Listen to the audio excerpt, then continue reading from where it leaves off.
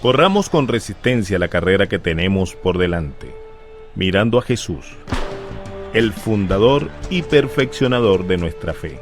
Muchos de nosotros tenemos perros que no hacen lo que se les dice. Solo cuando les pones una correa van donde queremos que vayan. Pero entonces el perro estira sus patas y coloca los frenos, tratando de evitar lo inevitable hasta que alamos la correa lo suficientemente fuerte como para conseguir que entienda.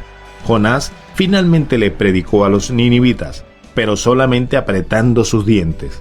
¿Alguna vez peleamos con Dios de esa manera? Quédate con nosotros. Desde la iglesia Moody en Chicago, esto es Correr para Ganar con el Dr. Erwin Luxer, cuya enseñanza clara nos ayudará a cruzar la línea de llegada. Hoy continuamos con la serie sobre el quebrantamiento, cómo Dios logra conseguir que digamos que sí. Son estudios sobre el libro de Jonás realizados por el pastor Luxer. Busquen Jonás capítulo 3 en el Antiguo Testamento y únete a nosotros mientras observamos que el profeta escasamente da un mensaje mediocre. Estamos hablando que no solo había una limitación en cuanto al método, sino también con respecto al mensaje en sí. Dentro de los 40 días, Nínive será destruida. Jonás, ¿dónde está la gracia aquí? ¿Dónde hay algo acerca del perdón de Dios? ¿Dónde hay algo acerca de la compasión de Dios? Si les digo algo acerca de eso, el texto no nos lo dice. La parte principal de su mensaje debió haber sido esa única declaración. Dentro de 40 días, Nínive será destruida. Por lo tanto, allí tú tienes las limitaciones de un mensaje. Tú también tienes las limitaciones con respecto al mensajero. Jonás no quería predicar ese mensaje y él esperaba de parte de Dios que Nínive fuera destruida. Esa es la manera en la que él predicaba. Podríamos decir que él predicaba con ira y él necesitaba un curso sobre el manejo de la ira, el cual Dios trató de dárselo en el siguiente capítulo, pero a él le molestaba la idea de que tal vez ellos se pudieran arrepentir y Dios sería misericordioso. Por lo tanto, Dios intenta limar su terquedad, en primer lugar, por el sitio a donde fue enviado, el mismo lugar al cual no quería ir. Sus pies lo llevaron donde no estaba su corazón. En segundo lugar, Dios lo molió con lo que vio, si podemos usar esa expresión. Él no quería ver eso. ¿Te das cuenta? En el versículo 5 dice, y los habitantes de Nínive creyeron en Dios, y proclamaron ayuno, y se vistieron de cilicio, desde el mayor hasta el menor de ellos. ¡Ayuno! ¿Quién les dijo a ellos que ayunaran? De algún modo, ellos sabían que si iban a ponerse en contacto con Dios, ellos querían mostrar su desesperación. Por lo tanto, empezaron a ayunar. Aquí en la iglesia Moody tenemos un día de ayuno 2 veces al año y es difícil lograr que la gente ayune durante todo un día completo. ¡Comer! Bueno, esa es una historia diferente. Cuando invitamos a la gente para un festejo con comida, asisten personas que pensábamos que murieron durante los días de la era de hierro. Me refiero que todo el mundo se presenta aquí cuando tenemos comida. Pero cuando tenemos un ayuno, la asistencia es un poco más baja. Tenemos más personas en el salón para cenar que lo que tenemos en el cenáculo. Nos hemos dado cuenta de eso. Y entonces esas personas se vistieron de cilicio. Cilicio, amigo mío, era el pelo de cabra. Ahora sencillamente piensa acerca de eso. Eso picaba, era terriblemente incómodo. Lo que ellos estaban diciendo era, queremos demostrar nuestra desesperación en la presencia de Dios. E inclusive deshacernos de las comodidades para que podamos clamar a Dios y que Dios sepa qué tan graves realmente estamos. De hecho, se dice en el versículo 6 que la noticia llegó hasta el rey de Nínive. No sabemos si él era o no el alcalde o si él era el rey de todo el imperio asirio. El versículo 6 dice, y se levantó de su trono, se despojó de su vestido y se cubrió de cilicio y se sentó sobre ceniza. ¿Te puedes imaginar al alcalde de tu ciudad sentado sobre la ceniza y luego dándole una proclama a toda la ciudad? Ahora he estado en muchos de esos desayunos de oración, donde hay una proclamación del presidente, del gobernador y del alcalde. Y si se me permite ser un poco bromista, se lee algo como esto. Mientras que la oración no sea una mala idea, y mientras que exista alguna religión en nuestra historia pasada, y considerando que vivimos en tolerancia, y mientras seamos un país relativamente libre, exhortamos a quien quiera a elevar una oración hoy. Algo como eso. Vaya, observa esta proclama. Los versículos 7 al 9 dicen: «E hizo proclamar y anunciar en Nínive, por mandato del rey y de sus grandes, diciendo: hombres y animales, bueyes y ovejas, no gusten cosa alguna, no se les dé alimento, ni beban agua, sino cúbranse de cilicio, hombres y animales, y clamen a Dios fuertemente, y conviértase cada uno de su mal camino, de la rapiña que hay en sus manos». ¿Quién sabe si volverá y se arrepentirá Dios y se apartará del ardor de su ira y no pereceremos? Ahora esa sí es una proclama. Como sabrás, cuando Dios envía avivamiento, todo el mundo está en el mismo nivel. El alcalde, el rey, aquellos que están en posiciones de autoridad, el presidente, todos ellos se inclinan ante la presencia de Dios. Todos ellos reconocen su pecado. Y aquí tenemos este avivamiento universal que estaba teniendo lugar en Nínive. Lo leemos y decimos: ¿podría eso realmente haber sucedido? Es decir, ellos inclusive pusieron cilicio sobre los animales. Se supone que los animales se tenían que haber arrepentido. Recuerdo a un perro en nuestro vecindario que debería haberse arrepentido. Y tuvimos 1 o 2 gatos que traté de lograr que se arrepintieran. Yo no fui muy exitoso en eso. ¿Tú sabes cuál es la diferencia entre la teología del perro y la teología del gato? Un perro dice: tú me alimentas, por lo tanto, tú debes ser Dios. Un gato dice: tú me alimentas,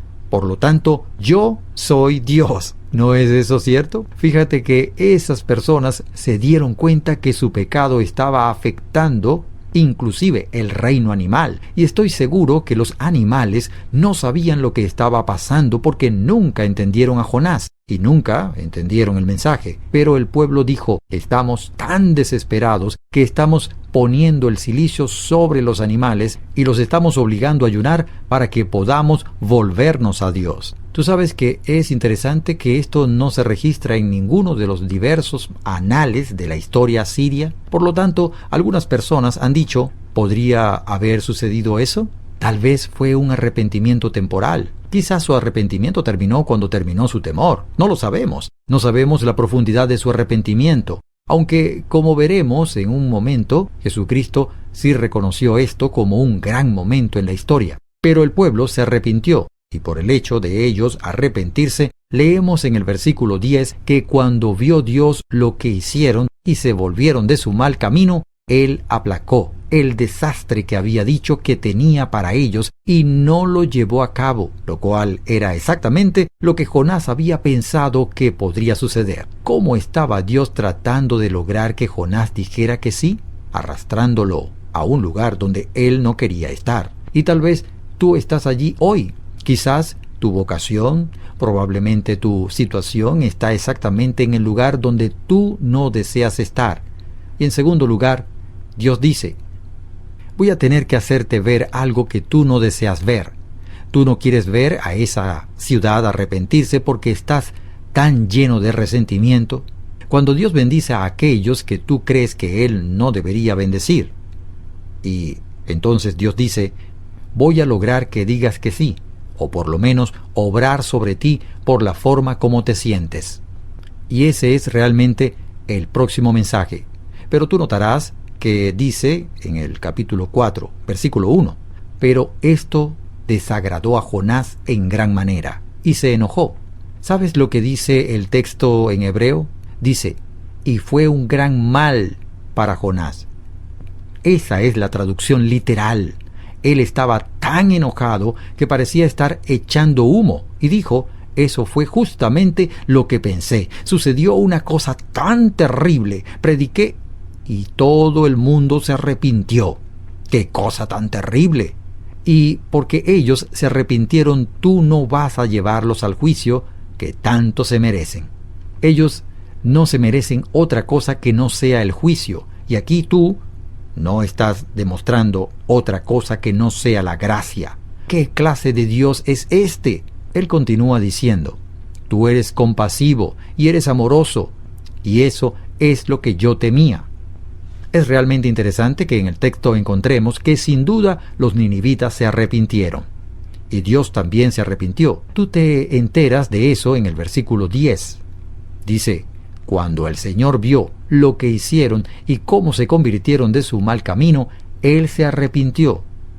Por cierto, cuando se dice que se convirtieron de su violencia, la palabra en hebreo es Hamas. Es probable que hoy tú reconozcas esa palabra como la palabra que identifica a un grupo terrorista. Bueno, cuando se convirtieron de su terrorismo, Dios se arrepintió. La palabra en realidad es que Dios se arrepintió. Ahora bien, eso no quiere decir que Dios se arrepiente de la manera en la que nosotros nos arrepentimos. Lo que significa es que el mensaje de Jonás era un mensaje condicional, cuando él predicó lo siguiente: dentro de 40 días, Nínive será arrasada. Él debería haberle añadido: a menos que ustedes se arrepientan. Y por lo tanto Dios dijo: está bien, ustedes se están arrepintiendo, no voy a traer la calamidad que les prometí traer sobre ustedes, ya que se trataba de un mensaje condicional. Pero ¿no es interesante que los ninivitas se arrepintieron y Dios aún tenía una forma, por cierto, exactamente como lo dijeron, de arrepentimiento? Pero el único hombre que no se arrepentía, que no se atrevía a deshacerse de su interés propio, de su ventaja propia y de su protección propia, era Jonás. Y él continuaba siendo terco. Yo creo que aquí hay algunas lecciones que este pasaje de la Escritura nos enseña. En primer lugar, nuestra actitud debe seguir nuestra obediencia. Fue bueno que Jonás fuera. Fue mucho mejor que Jonás fuera a Nínive a que se quedara en su casa. Podemos estar seguros de eso. Fue bueno que Jonás fuera, pero su corazón no estaba allí. Él dijo lo mismo que dijo el niño cuando fue enviado a sentarse en una esquina: estoy sentado, pero en mi corazón estoy de pie. En otras palabras, si esto es lo que tengo que hacer, lo haré, pero voy a sonreír y voy a aguantar y lo consideraré como mi deber, porque después de todo, Dios puede hacer tales cosas como crear un pez y ponerme en una situación difícil. Por lo tanto, aquí estoy. Pero su corazón estaba fuera de sincronización con Dios. Mi esposa y yo hemos estado en varias ocasiones en Weimar, el asiento de la gran ilustración alemana. Y allí, en Weimar, hay una estatua de Goethe. Y en esa estatua, Goethe está mirando hacia la universidad, pero sus pies lo están llevando hacia la taberna.